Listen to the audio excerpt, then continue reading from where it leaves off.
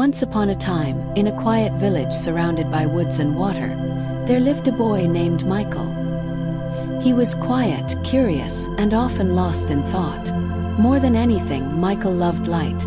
Not just the kind that shone in the sky, but the light that lived in ideas, dreams, and questions. One day, while wandering deep in the forest, Michael found a glass bottle buried in the moss. Inside, it held a tiny cage filled with glowing white flies, creatures made of light. The bottle pulsed softly in his hands, like it was breathing. A voice inside him whispered, "This is your light. Keep it safe." Michael took the bottle home and placed it on his windowsill. Every night, the flies glowed like stars in a jar, and their light helped him think, dream, and wonder. But one morning, a storm rolled in, stronger than any before. Wind shook the trees, and rain flooded the ground. Michael knew he had somewhere important to go. A hilltop beyond the village where he'd planned to meet someone who would teach him something valuable. Maybe even help him understand the bottle. He packed the glowing bottle carefully and set off in his old blue truck, driving through flooded streets. The water was high, rushing over the road, soaking the wheels, swallowing signs. But Michael kept going, hands firm on the wheel, eyes locked forward.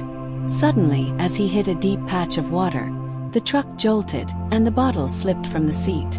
It hit the floor and shattered. Michael froze. The flies burst out, whirling around the cabin of the truck, their wings buzzing like static. He tried to catch them, cupping his hands gently, but each time he touched one, it bit him. A sharp electric pain that lingered on his fingers.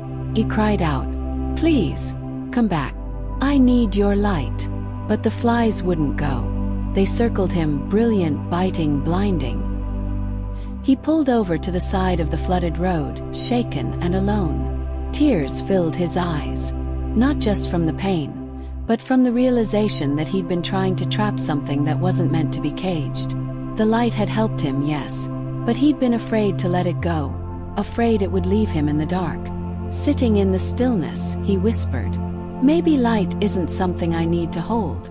Maybe it's something I need to follow." And with that, Michael stepped out of the truck, leaving the broken bottle behind. He watched as the white flies rose into the sky, still glowing but now free. He kept walking through the flood, not fighting it anymore, letting the water touch him, carry him, guide him toward the hilltop.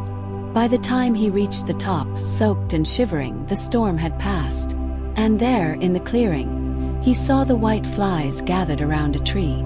They didn't bite him now. They simply glowed. And in their glow, Michael finally understood. The light had never been in the bottle. If you're hearing this, you're already part of the top 1%. Stay in this circle of greatness.